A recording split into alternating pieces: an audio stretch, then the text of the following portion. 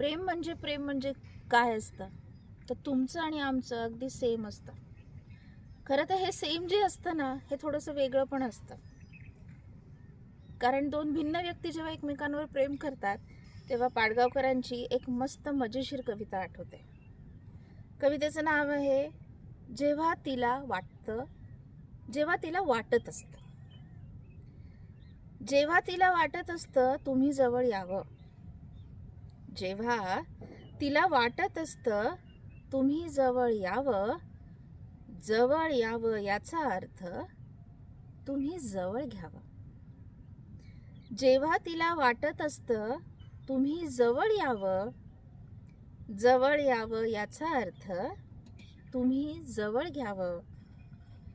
अशा क्षणी चष्मा पुसत तुम्ही जर शुद्ध काव्य बोलत बसलात, अशा क्षणी चष्मा पुसत तुम्ही जर शुद्ध काव्य बोलत बसला, व्यामिश्र अनुभूती शब्दांनी जर तोलत बसला, तर काय तर काय, अहो खाली डोकं वर पाय.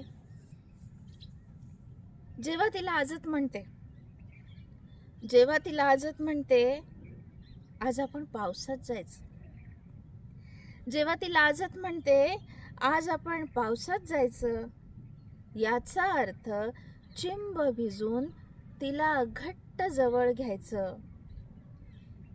भिजल्यामुळे खोकला होणार हे तुम्ही आधीच ताडलत, भिजल्यामुळे खोकला होणार हे तुम्ही आधीच ताडलत.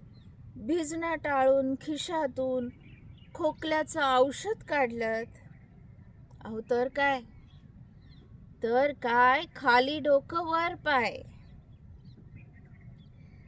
तिला असतो गुंफायचा याच क्षणी श्वासात श्वास, तिला असतो गुंफायचा याच क्षणी श्वासात श्वास.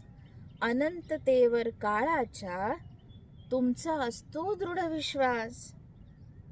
तुम्ही म्हणता थांब जरा, तुम्ही म्हणता थांब जरा आणि होता लांब जरा, तुम्ही म्हणता थांब जरा आणि होता लांब जरा.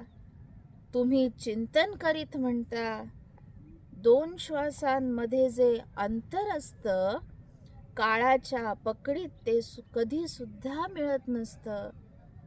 तर काय तर काय तर काय, अहो खाली डोकं वर पाय. भाषेच्या ज्ञानाने तर तुम्ही महापंडित असता, भाषेच्या ज्ञानाने तर तुम्ही महापंडित असता.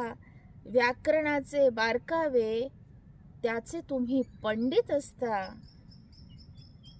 ती ओठ जवळ आणते, ती ओठ जवळ आणते. व्याकरणात तुम्ही शिरता, ओठ हे सर्वनाम त्याचा तुम्ही विचार करता. तर काय, अहो तर काय, खाली डोकं वर पाय. आहे की नाही मस्त कविता. प्रेम म्हणजे प्रेम असतं. तुमचं आणि आमचं सेम असतं.